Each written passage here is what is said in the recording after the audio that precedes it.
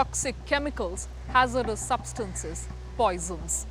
These harmful pollutants are everywhere, even often in the air we breathe. They can cause huge problems for our health and also for the health of the planet. Luckily, there are actions we can take to reduce this pollution. That's what we'll be looking at today on Eco India. I'm Sanuda Raghu.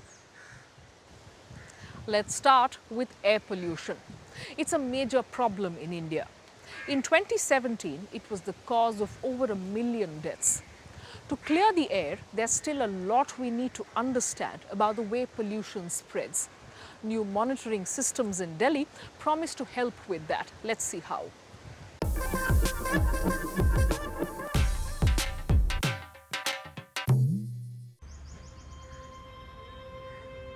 Bhavreen Kandhari was born in Delhi. She grew up here and played on these streets, something that her 2 children were later unable to do because of the air pollution. Studies show the air quality in the Indian capital has steadily deteriorated. Its air quality index or AQI is among the worst in the world. Even 20 years ago, one of the leading doctors, he said that, okay, Bhavreen, if you are okay with your children playing basketball in this AQI, then remember that between the two of them, one will be fighting cancer in their early 20s, and we are there. My girls are 18 already. So these things are, they hit you. I mean, every time I say that, I get goosebumps. Bhavreen Kandhari regularly tests the air in her neighborhood. The 49-year-old joined forces with other mothers to establish Warrior Moms. For 20 years, the nationwide association has been campaigning for clean air and against the use of fossil fuels. Environmental experts Anumita Roy Chaudhary has spent decades campaigning on the issue. Delhi has more air quality meters than any other Indian city. Of the towns registered in the regular nationwide census, few collect any data at all. If you look at the number of census towns that we have, and that's more than 4,000 census towns that we have in India, we are barely able to monitor air in about 10% of the cities and towns of India as of today.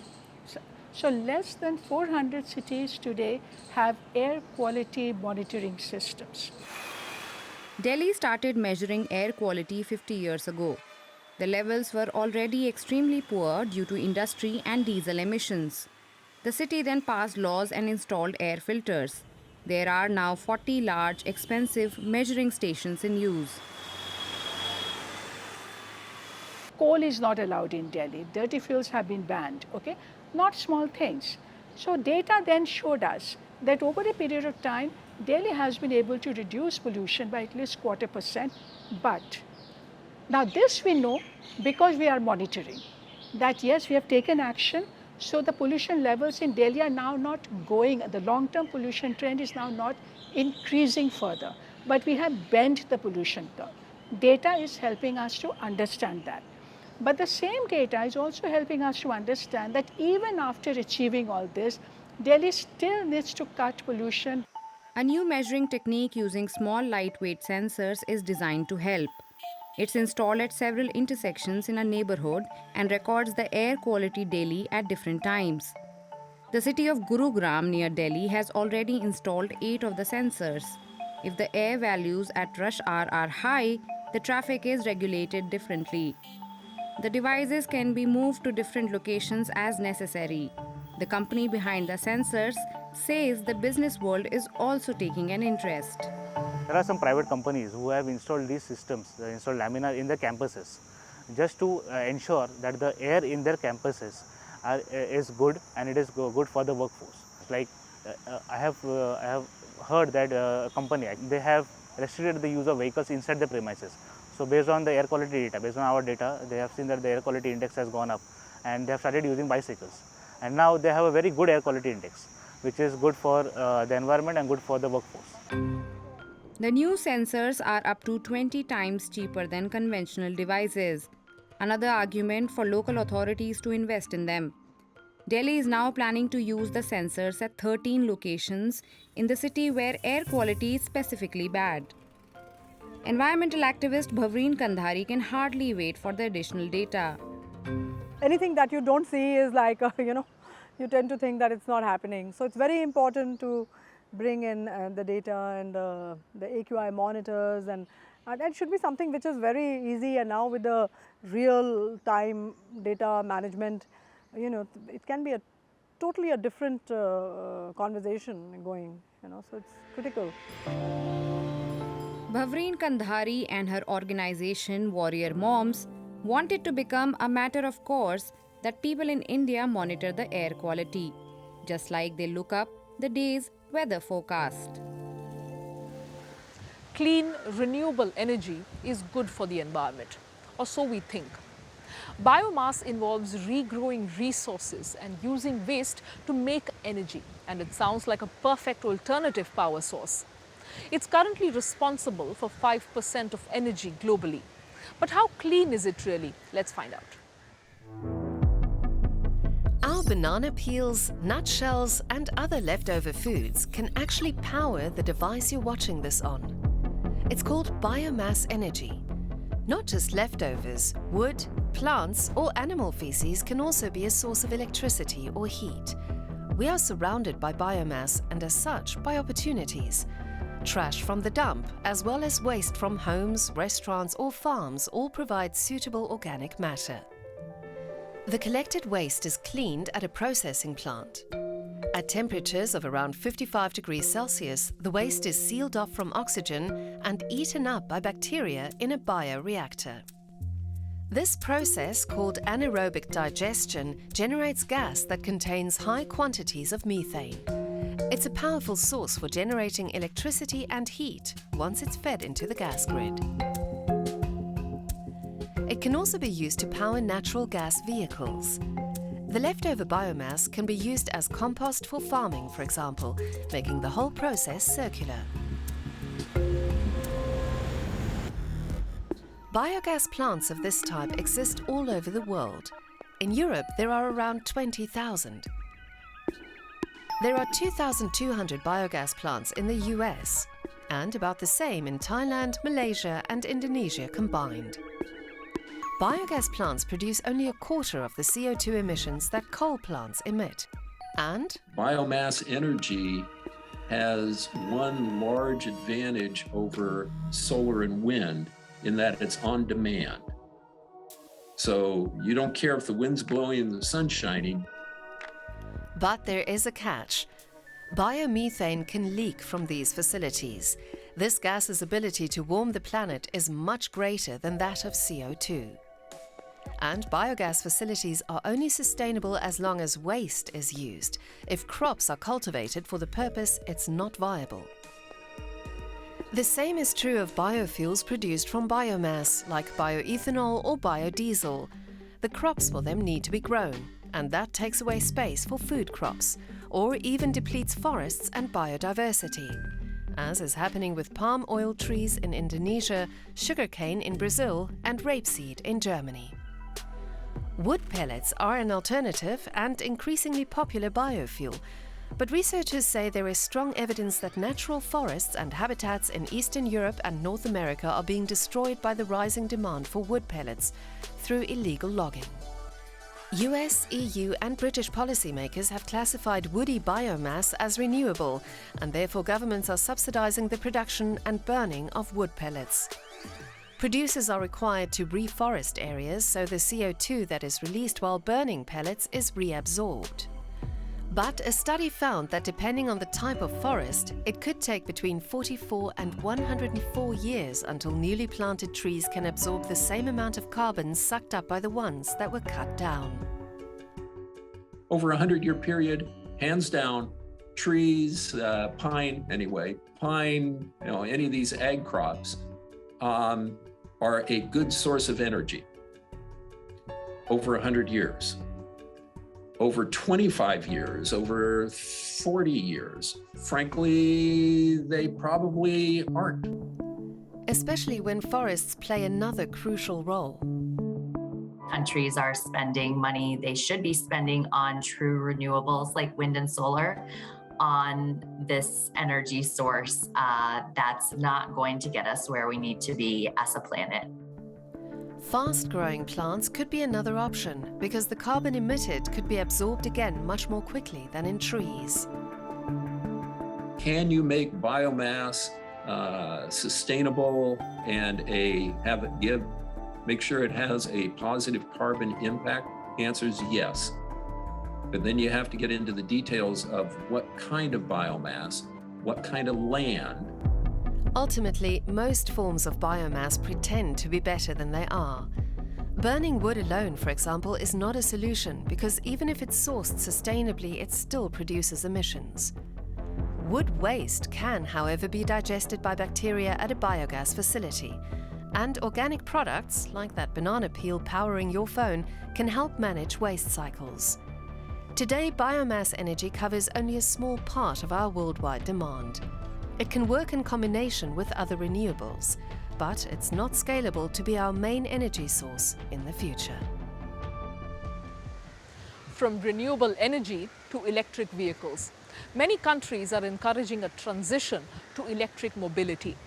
It will move the world away from harmful fossil fuels like gasoline and oil. But it still means a compromise for the environment, as farmers in Portugal are figuring out. Every morning, Nelson Gomez walks through his barn with a heavy heart. He wonders how much longer he will be able to keep his cattle. Many who live here in Covas do Barroso in northeastern Portugal farm for a living. But that could soon change because of a lithium mine. We're talking about mining on a huge scale. All the rocky debris, the volumes of water that'll be consumed, the noise. And we're right next door. An entire village feels threatened and is intent on blocking the project. This banner reads, "No to the mine, yes to life." These signs say, "Together we resist." Nelson Gomez and his neighbors have founded a citizens' initiative. Carlos Gonçalves is also on board. He's a beekeeper concerned about the impact on his 450 hives. The mine here will use as much water as the whole community. So where's all that water supposed to come from? We don't have it. Sure, we can redirect a stream, but streams have already been drying up more in recent years. This is a consequence of climate change. Yet lithium mining is part of a solution to fight global warming. These pictures show what lithium mines look like. The harmful alkaline metal is used to produce batteries. In turn, these are used to store electricity, also from renewable sources. Portugal is thought to have the largest lithium reserves in Europe. Test drilling has already been conducted near Covas do Barroso. For most people here, however, this wealth is a curse. Even in Boticas, the region's main administrative town, we only found one person in favor of the project. I think it's important that we facilitate the lithium mine. We can't always just think about the environment. We've also got to think about the economy. It would appear the Portuguese government is also intent on extracting the lithium. The Ministry of Environment and Climate Action informed us it was committed to the European Green Deal and wanted to help ensure that Europe could meet its own lithium needs. The light metal could soon be extracted just over 100 kilometers to the south of Covas do Barroso. In Vila Garcia, where quartz mines already exist and where there's less resistance from the largely older population. People here are used to mining. I'm not sure what the plan is or whether it'll be beneficial to us. Some say it'll create jobs, and we need those. This makes their job all the more difficult. José Almeida and his friends are raising awareness in neighboring Trancoso. They want to inform locals. Their argument is that lithium mining represents a dramatic encroachment on the natural world. There's not been enough information about what it'll mean for people living close to the mines. To some extent, it's being pushed through behind people's backs. 20 kilometers away in Pinhel, the mayor even has plans to sue the Portuguese government. Rui Ventura says just the years of preparatory exploration on 40% of the land unsettled investors. He expects Europe to look for less aggressive alternatives. Todos sabemos la importancia que tiene. Muy bien. We all know how Pero también important sabemos lithium ahora is, que hay formas but we also know that there are other de options hacerlas without no lithium. a través de litio. Vamos We a should explorarlas. continue to investigate ¿Por qué no those. explorarlas? ¿Por qué no por los cientistas trabajando? We have to let the scientists do their work. Es lo más importante. Europe's always saying that, but doesn't do it. Europa habla y no hace. Nelson Gomez, the farmer from Covas do Barroso, also knows that for now, lithium is crucial for meeting climate targets. But he says the price is just too high. We have a healthy, sustainable lifestyle here. If they dig holes in our land and destroy everything, then I wonder what will become of our region after the mines have closed. Just 4 years ago, the UN listed his home region as a globally important heritage system because people live in harmony with nature. Those here are not willing to give that up. They're also fighting climate change in their own way. Multi-layer plastic is widely used for wrapping and packaging. In India, it accounts for some 50% of plastic pollution. One initiative is trying to make sure this plastic waste gets collected and recycled. In the process, it's helping disadvantaged women earn a living. Aparna Kange is working on a typical Indian handloom, but it is not silk thread for a sari that's on her spindle. She is weaving strips of plastic into fabric. She works at Ecokari, a social enterprise in Pune that trains women from disadvantaged backgrounds to upcycle single-use plastic. Before I joined Ecokari, I had no idea that we could make things from plastic potato chip bags. I have also learned that they have to be cut in a certain way to be reused. The waste comes from all over India. Workers segregate and wash it before cutting it into strips to handcraft fabric that is used for items like bags, cushion covers, and planters. Since it was founded in 2020, the company's team of 25 has upcycled close to 2 million plastic bags. Ecokari works with a specific type of refuse, multi-layered plastic, or MLP. In addition to plastic, MLP includes layers of other materials like paper and metal. That's earned it a reputation as an unrecyclable material. Why MLPs are not being recycled is because there are 3 to 4 layers in plastic, and each and every layer has different melting points. So in the traditional way of recycling, they put it, melt it, and make the granules out of it. But with this kind of plastic, you cannot do it because the aluminum foil and everything doesn't melt at the same point. MLPs are widely used by manufacturers of ready-to-eat foods, toiletries, and pharmaceutical products. They are lightweight, easy to transport, and cheap to produce. In India, they account for some 50% of plastic pollution. Supriya Bhadakwad has been collecting plastic and other garbage in Pune since she was a child. Waste pickers in India have long faced economic exploitation and social stigma. In Pune, though, there is growing recognition of their contribution to waste management. In 2008, their union and the city teamed up with the grassroots organization Swachh Cooperative to build a network of 4,000 waste pickers. Most are women. They segregate waste for 2/3 of Pune's households. Swachh has also partnered with ITC, one of India's largest conglomerates, and developed a program to incentivize the collection of multi-layered plastic by buying this refuse directly from waste workers and channeling it into recycling. Through this project, we are able to actually create a market value using support from the project to buy this kind of waste from waste pickers. In doing so, we are able to not only pick up the plastic that's causing a problem for waste management, but we're also able to pass on that benefit directly to the waste pickers of Pune city.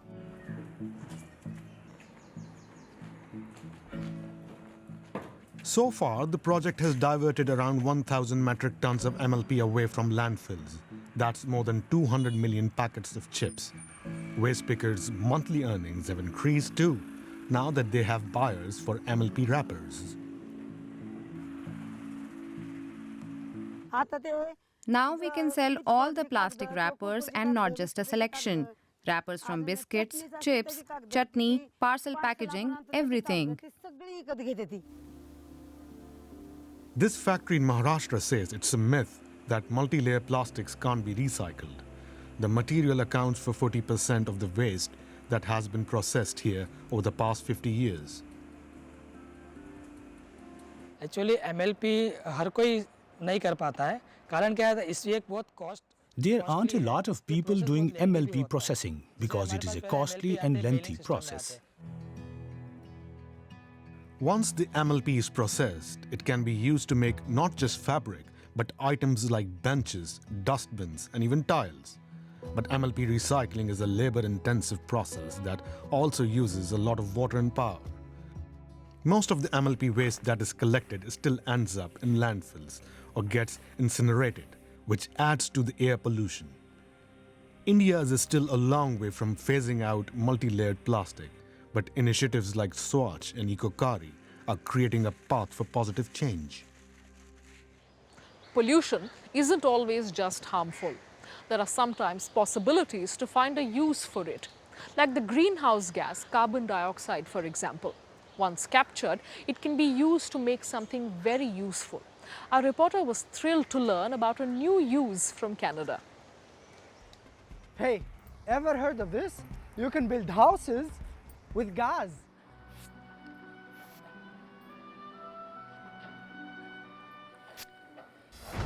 No joke, you can make concrete out of carbon dioxide. Well, that's what I heard from a startup in Canada. Wait, did I hear that right? Hey, Madison, can your company really make concrete out of thin air?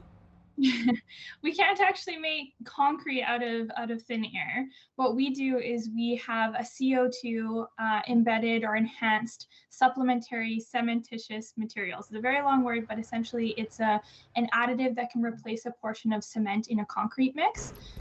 Okay, not really concrete out of CO2, but something that replaces a part of the cement. Confused? Let's break it down. Concrete is basically made out of 3 ingredients: cement, sand, and water. And it seems to me that it is everywhere. Right, Madison? Concrete right now is the second most used substance on Earth other than water. Currently, the rate of growth in the built environment is about equivalent to building 1 New York City every month. Wow, building houses and infrastructure is a great thing. With a little problem. This is the bad guy. The production of cement emits enormous amounts of CO2. 8% of all greenhouse gases are caused by the construction industry. That's huge. Madison says her company has a solution, a substitute made out of surprising ingredients: industrial waste, like ashes, and CO2. We do have a patented process technology, and that kind of comes in the form of a very large reactor. Essentially how it works is we put our solid feedstock into the vessel, and then we pressurize that with CO2, and we rotate the vessel for a number of hours. Okay, let's go. Industrial waste like ashes and CO2.